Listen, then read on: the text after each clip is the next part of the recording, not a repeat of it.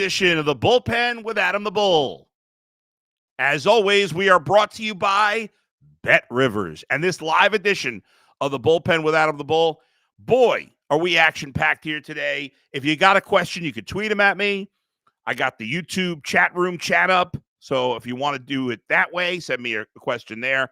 But I just tweeted out a link a couple of minutes ago for your opportunity to join me live on the air. Yes, if your face has always deserved to be on camera, but nobody has given you the opportunity before, well, that is gone. Now you have the opportunity to join me on the air, and coming up in a little bit, I will take your calls and bring you up. So if you want to be on with me, click the link, go to my Twitter, click the link. Thank you to everybody joining now live. Thanks to everybody in the chat room. Again, if you're shy, you don't want to be on camera, it's fine. You can send me a question in the chat, or you can tweet at me as well, but I prefer it in the chat right now. Real quick, give some early shout-outs to people who have joined us before I get into some of the things I want to hit on. Chris tweets, you are truly missed when you're not on the Ultimate Cleveland Sports Show. Thank you, Chris. Yeah, we do a thing now, especially because we're expanding some of our other shows. So in the football season, from August to February, beginning of February, I'm on every day, just like Jay and G. But then we all go down a few days for the rest of the year. So I'm on Ultimate Cleveland Sports Show just 3 days a week now: Wednesday, Thursday, and Friday. But I'm live here every Thursday. I've got the podcast going and having so much fun doing that. And the response from all of you has been great.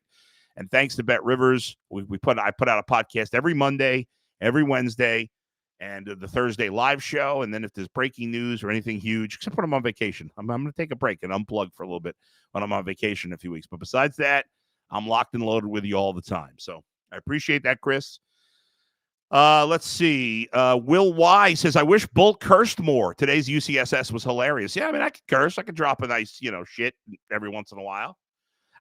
Listen, in my real life, I curse a lot, and I curse here on the podcast, and I curse on the show sometimes as well.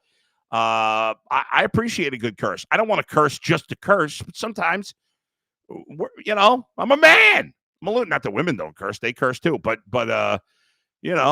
I'm arguing with somebody. We're talking sports. Something bothers me. I draw. Do that. I just said 3 times. That's inappropriate. Diver Bob. But you never know what I might throw out there curse-wise, Will, so stay tuned. Diver Bob, hi, Bull. I just showered and shaved, but no camera. Well, okay. Some personal habits. That's good. I appreciate that. Perot 632. Is that Ross Perot? Is Ross Perot still alive? Do we know this? Can we check this out? Ross Perot, who I think got more votes as an independent candidate for president than anybody ever, or at least in my lifetime. So Ross Perot's dead. He died in July 2019. So if you happen to be in a situation where you're playing the Dead or Alive game, which is one of my favorites, Ross Perot is dead. He died in 3 years ago. No, more than that. 2019 was not 3 years ago, 4.5 years ago. Dream wide receiver for the Browns. Honestly, it would be T. Higgins, even though, as you know, I'm a Bengals fan. T. Higgins would be probably the best possible guy you could get. Certainly Michael Pittman would be my second choice. And I would say Marquise Brown, Mike Evans, and Calvin Ridley would come next there. Will Y, who gives a shit about Ricky Rubio? Yeah, I mean, does anybody? No offense to Ricky Rubio, nice guy. I don't care that he's playing in Spain. Do you? Lucky Sparrow, and this is the last one for now, and I'll get back to more of the calls and the tweets in a little bit. But Lucky Sparrow asks, what sports teams does your son root for? Well, Lucky Sparrow, my son is not. It's hard to believe because I grew up as a kid obsessed with sports. My dad loved sports, and I loved sports, and I was obsessed. It was my whole life. My son is not that into sports. I introduced him to it. If you ask him, he'll tell you his favorite teams are the Cubs and the Bengals. But like me, he roots also for the Guardians and the Browns. And he's a Cavs fan. But he's not that into it. He's not that into it. He watched a little football with me. He doesn't like watching baseball, unfortunately. It's hard to believe because I love it. He likes to play baseball, and he likes to swim. but he's not a big sports fan, which is just so funny. But whatever. My son is my life is too obsessed with sports, probably. So he's probably better off not obsessing about sports like I do. But so that's the story there. Okay. I'll get back. So thanks to everybody who sent the questions so far. I'll get back to more questions in a little bit. And again, if you want to join me on the show, you can do that as well. The link was sent out. Just go back and look. Go back and look at my Twitter. I think I tweeted about 10 minutes ago, give or take. And there's a link there to join me. A couple things I want to get to. First of all, I know I've tweeted about this a little bit. I talked a little bit about it on the podcast yesterday and a little bit about it on UCSS the last couple of days. But I wanted to just it is really I was so down on the NBA at the start of the season. I was so not interested. I wasn't interested in the Cavs, certainly not as a fan. I had to pay some attention because of my job, but as a fan, I had no interest. I just the end of the season against the Knicks in the playoffs left such a sour taste in my mouth that I was completely uninterested. And I thought no matter what the Cavs did this year, outside of getting another superstar on the roster, which they didn't, they've added some good players, but they didn't add an additional superstar. I thought no matter what they did, that I would remain, from a fan perspective, uninterested. But that's not been the case. It's not been the case at all. In fact, and it's just changed recently. Even when this winning streak started for the Cavs, because obviously they won, 8 in a row, then they lost to Milwaukee, and now they've won 7 in a row. So 15 of 16. When this streak started, I still was not into it because they were mostly beating bad teams. And then they got on that roll where they were obviously they were killing bad teams, and they started beating good teams. They beat Milwaukee and a couple other good teams. And it was fun to watch them play. When I got locked into it a little more, and I said, hey, listen, I haven't changed my mind. The regular season still means very little, if anything at all. And unless this team has success in the playoffs, it was all for nothing. But it doesn't mean you can't have fun enjoying it along the way. If the Cavs beat the Knicks or the Mavericks or the Celtics even, or Milwaukee in the regular season, it means nothing in terms of whether they're going to win in the playoffs or not. But what I finally embraced again was, hey, I can enjoy the ride. And I find the style the Cavs are playing this year much more enjoyable than last season. And I think they're a team built for the playoffs more because they're deeper, they're more flexible, and they're way better on the road. All those things add up. Obviously, if you're with me live now, they're playing the Nets in about an hour or so. If you're watching back, that game has probably happened already. But anyway, see if they can continue on a roll. And I think in their next 7 or 8 games, the only team they play that's more than 3 games over 500 is Philly. And, Philly lost Joel Embiid. In terms of the trade deadline, not surprisingly, the Cavs did not do anything today. There were a bunch of trades. Philly got a little better. The Knicks certainly got better. They made a big move today, and obviously they're a threat. Milwaukee didn't do much. Boston didn't do much. So the top didn't get any better. But the Cavs are the 2 seed right now. It would be huge beyond belief. And the Cavs, as of this moment, have, I think, 33 games left in the season. If they could finish as the 2 seed, that would be massive. But even the 3 would be big to avoid that the 4-5 game. But if you get to the 2, then you play one of the play-in teams in the first round, and then if you won in the first round, you'd have home court in the second round as well, which certainly was a bigger deal last year because they stunk on the road. But nonetheless, no matter how good you are on the road, you still would rather play at home. All right, let's move on to the Browns. Browns are rounding out their coaching staff, hiring Andy Dickerson to, and I'm just going to sidebar for a minute. I always think now I have my last name, for those who don't know it, I rarely say my last name on air. I did it maybe 3 or 4 times on the radio, but I'm going to say my last name right now. My last name is Gerstenhaber, right? It's a long name. That's part of the reason I don't use it.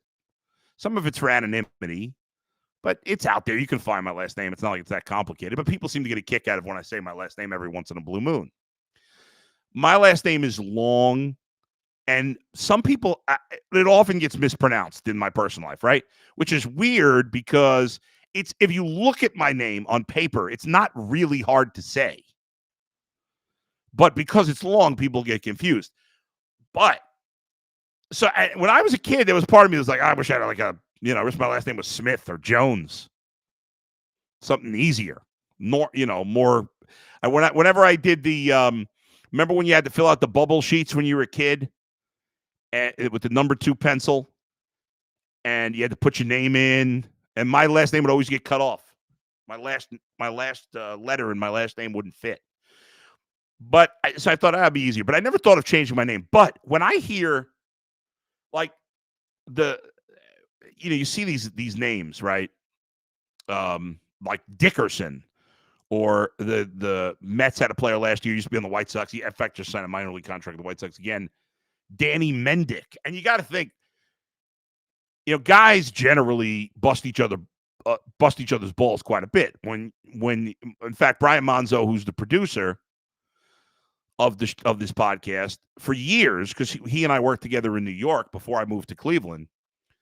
Whenever we talk to each other, and I do this with Dustin, I do this with my friend Howie, one of my oldest friends. This is what guys do. You know this. We bust each other's balls. So like Monzo will pick up the phone and you'll be like, hey, what? I'm not going to say the name, but like we'll insult each other with the hey, penis breath or whatever. And this is a podcast. I can say whatever the hell I want. And that's what guys do, right? We do all this. And if you think guys like us and like you folks that are in the chat, we're just regular guys, bust each other's nuts. Can you imagine what professional athletes do in locker rooms? Now, I've never been a professional athlete in the locker room, but I know a lot of people that were professional athletes in locker rooms. I did a show with one in particular, as you know, for a long time. And as much as we bust chops, those locker rooms are crazy, times a million, right? So if you're a baseball player with the name Danny Mendick, I mean, I got to believe you're getting your chops busted over that name. I would think people would change their name, but I don't know. What did Monzo say? Monzo, I'm selling you out. Yeah, we got to share with the fans. So Monzo's nickname is generally Salty Meatloaf. That's his nickname. Anyway, so where was I going with this? Oh, I actually had two friends, two guys I was friends with when I was young, in my teens and early 20s.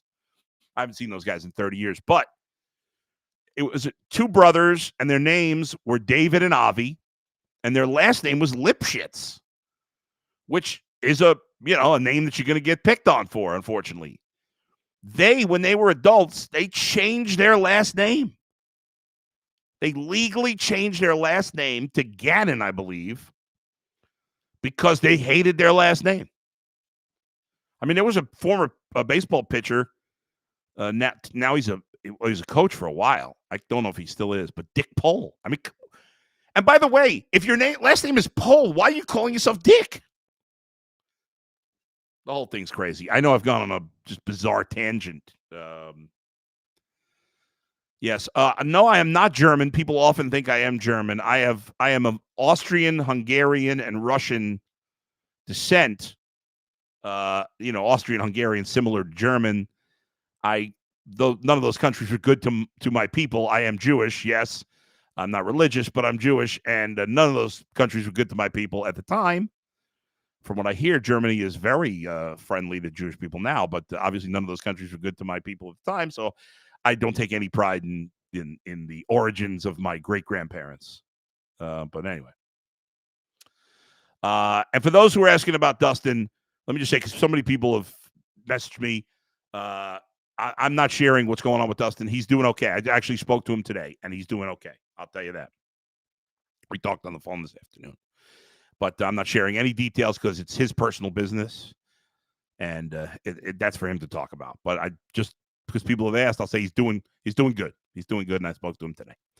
All right, let's get to the Browns. Oh, so the reason I brought up that whole rigmarole is because Andy Dickerson is the new coach. And Joe Bitonio was actually talking about him today because Bitonio had remembered him from when he was getting drafted a decade ago by the Browns. One of the teams that were interested in him was the Rams, and Andy Dickerson at the time was the assistant offensive line coach of the Rams. Dickerson is now the new offensive line coach for the Browns. Obviously, big shoes to fill for Bill Callahan. But somebody asked me today, is he gonna do a good job? I mean, how the hell would I know? He was the offensive line coach for the Seahawks. They had a ton of injuries, and their offensive line was decent. Okay, I guess he gets credit for that. So I have no idea if he's going to be any good at his job. We'll hope for the best, right? The whole offensive coaching staff, except for wide receiver Chad O'Shea and his assistant, Kaylee Brownson, they're the only two returning members of the offensive coaching staff. So there you go. All right, if you want to jump in with me live, I'd love to bring some callers live on the air. You got to click on the link. I don't think I need to send it again. I tweeted it out around 5:55. So just look at my Twitter. It's the last thing I tweeted. Click on that link, and then I'll punch you up, and not literally punch you, but you'll join me on the show if you want. Meanwhile, I will answer some more questions, and you can ask me about anything you want. It doesn't even have to be necessarily about the Browns or the Cavs or even the Guardians who don't spend any money. Diver Bob, regarding T. Higgins, do you think the Bengals are going to franchise him? The Bengals should sign him. If they don't sign him, they should franchise him. They should not let him walk. It makes no sense. If they do, then the Browns should be aggressive. It makes no sense. T. Higgins is a top 20 wide receiver. The Bengals can afford to pay him and Jamar Chase. Owners want to con you into believing that they can't, but the Bengals can. But unfortunately for Bengals fans, the Brown family, who's been better, I give them credit the last few years. They've spent more money, no doubt, but they don't spend like Jimmy Haslam. I have killed Jimmy Haslam a million ways. In most cases, for a lot of reasons, he's a lousy owner, but I give him credit. He is not afraid to spend. The Brown, not in terms of the cap, but in terms of money spent, the Browns have spent more money on players last year, this coming season, the season after, more than any other team. Chris tweets, do you think the Browns will use their second-round pick for an offensive lineman? I do not. I do not think you never know. I don't think it's a guarantee. But I would be surprised. I'd be very surprised if the Browns use their second-round pick on an offensive lineman, because it's not a pressing need. Now, ultimately, I've asked so many guys that have been GMs in the NFL this question. Every Browns GM I've ever talked to, which is every Browns GM since 2011, I've asked the question, do you draft for need or do you draft best player available? And usually they say best player available, but need has to play a role. But it depends on the position. Right? If you're the Browns right now, you're not going to draft a quarterback in the second round. And you're probably not going to draft a corner because you have three really good corners. It just doesn't make any sense. If you feel like the value of the player there is so good that you can't pass, then maybe you trade out of that spot.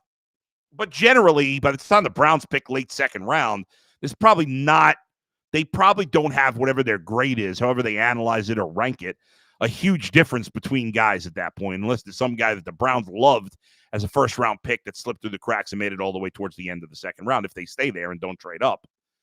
I would think the priority is wide receiver, and that's what they'll do there. However, if the Browns are aggressive in free agency, and I spoke to Jake Trotter today of ESPN, and he thought they would be, if they're aggressive in free agency and they're able to get the guys I mentioned before, Pittman, Higgins, Evans, Ridley, or Marquise Brown. I feel like I'm forgetting. I feel like there's one other guy in that group of really good receivers. But anyway, if they get one of those guys, then I think then who they draft in the second round is very much up for grabs. Right now, it seems obvious that they'd go wide receiver. But if there's not an obvious choice at that position in their minds when they pick there, And we know they have not done a good job drafting wide receivers to this point. That's been their biggest weak spot. And if they're aggressive for a wide receiver, and then it's not as big a need. I mean, if all of a sudden, let's say Marquise Brown, because I think he's the most realistic of those guys. If Marquise Brown is on the Browns, well, wide receiver is not as big a priority anymore. And so maybe, and I don't think offensive line is crazy but they're not going to draft a tackle because I shouldn't even say that, but you are kind of locked in with Jack Conklin, and it looks like you hit on DeJuan Jones, although they're both right tackles, and Jed's only got 1 year left, and I don't love him anyway. Your guards are both getting up there, especially Joel. But I would be surprised in the end if they went offensive line. But if they're aggressive in free agency at wide receiver, I could see them. Hey, I know this is, you don't see that. It might sound crazy. I don't think it's insane that they could draft a running back late in the second round. Certainly a defensive lineman would be in play. I would think defensive line is probably the biggest priority. Defensive end is probably the biggest priority, I would say, after wide receiver.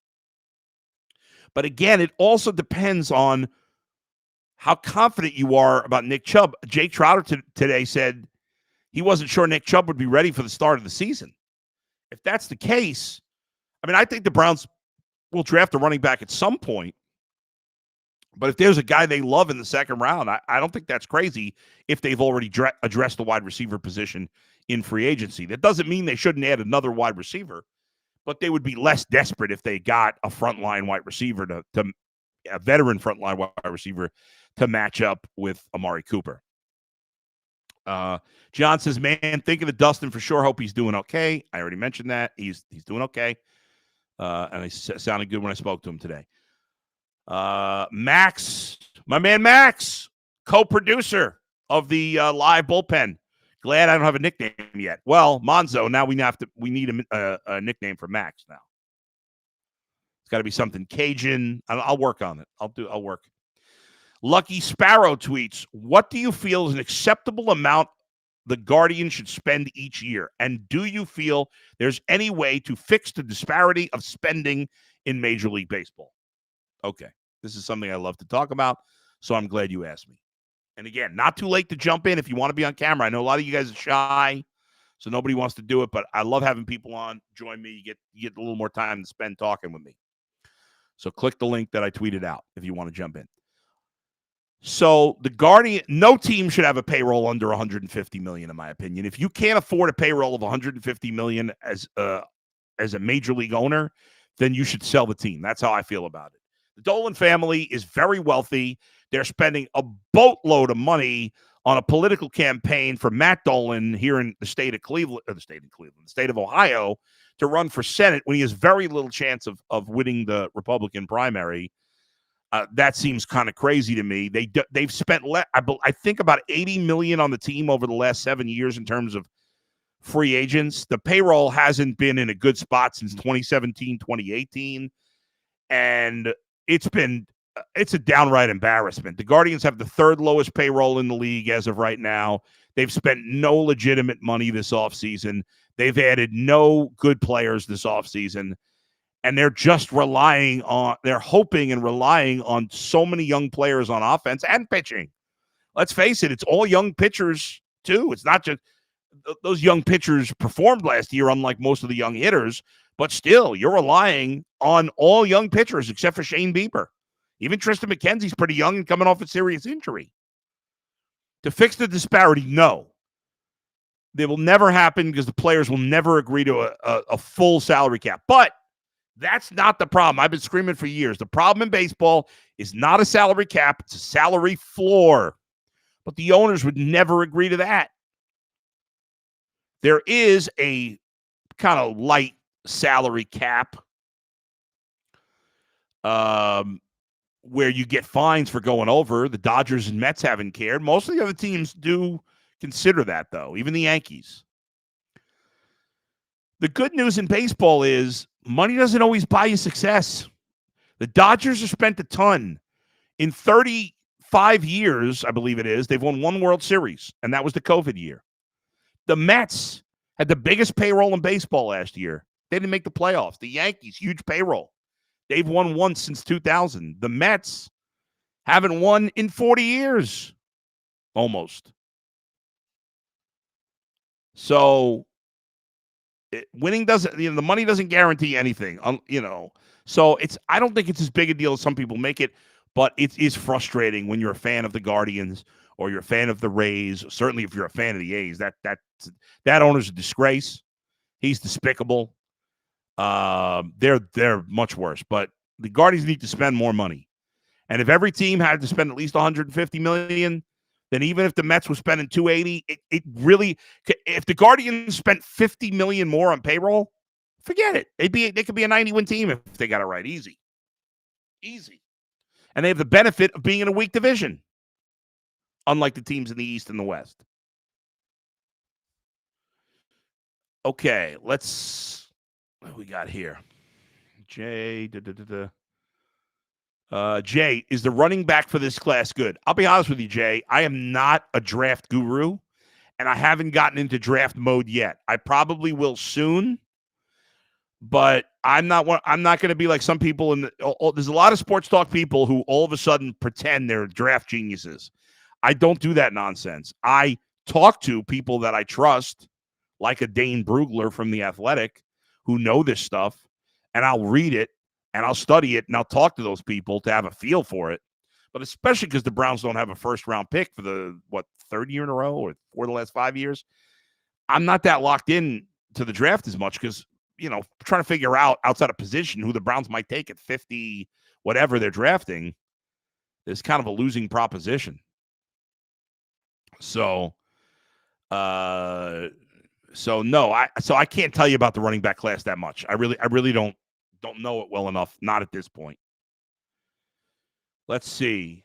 Tony Turnt. Should we trade Big Thanos, a.k.a. DeJuan Jones, since we can't get off Conklin? It's funny that you asked that, Tony, because I thought about that exact thing today, and in the end I said no, because here's why. You couldn't get that much back for DeJuan in a trade, even though he played well. He's risky because of his size. And he's worth more to the Browns than anybody else. And you can get out of Conklin's contract after the 24 season. Even if that means DeJuan is a backup this year, there's going to be guys hurt. He'll play. He still has growing to do. I would not trade him. No. I definitely would not trade him. But it's funny because I actually thought, like in my mind, when I was thinking about what they're going to do with tackle, I was in my mind going through a few different ideas. And that was one of the things that popped in my head for a second, and then I quickly dismissed it. Let's see. Monzo says, question from Anthony in the Riverside audience. Do you think Haslam promised Watson a dome along with his fully guaranteed contract? Well, that's a big topic today. Obviously, news coming out today, there was a report that the Browns had bought a ton of land by the airport. Turns out that's not true. Apparently, they're in negotiations. It's not a done deal yet. And yes, it is possible the Browns will be moving to Brook Park, which is, I think I'd like the Browns to stay downtown.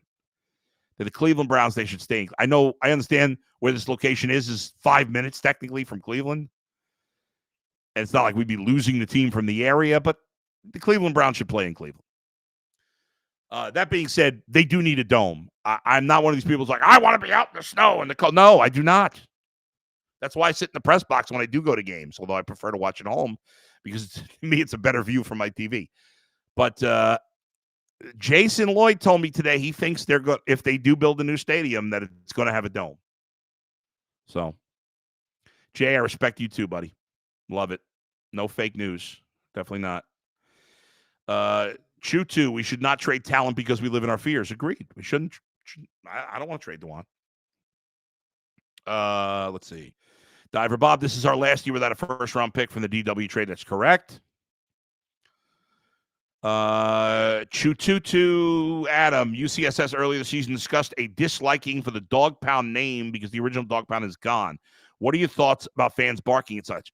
I am completely good with that. I don't care. If fans want to refer to it as the Dog Pound, what bothered me is that son-in-law, Jimmy Haslam's son-in-law, and I just call him son-in-law, always he says the dog pound, but the dog pound, as you fans know, I wasn't living here, but I know this, was just a part of the stadium.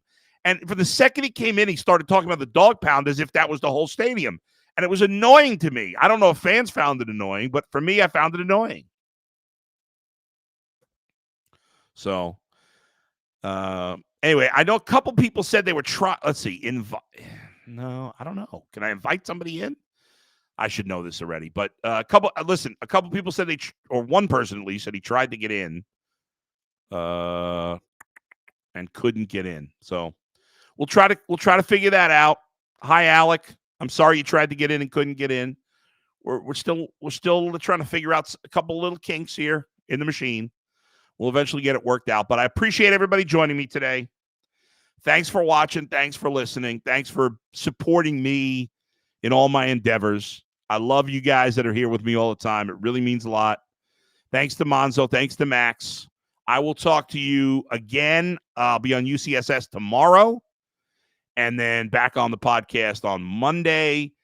Thinking about changing the time of the live show. We may make it a little earlier in the day when people are at work. And then you get a break from your annoying boss and whatever the hell you're doing. So thanks, everybody. We'll talk to you next time. Where else but right here in the bullpen with Adam the Bull, brought to you by Bet Rivers. See you, everybody.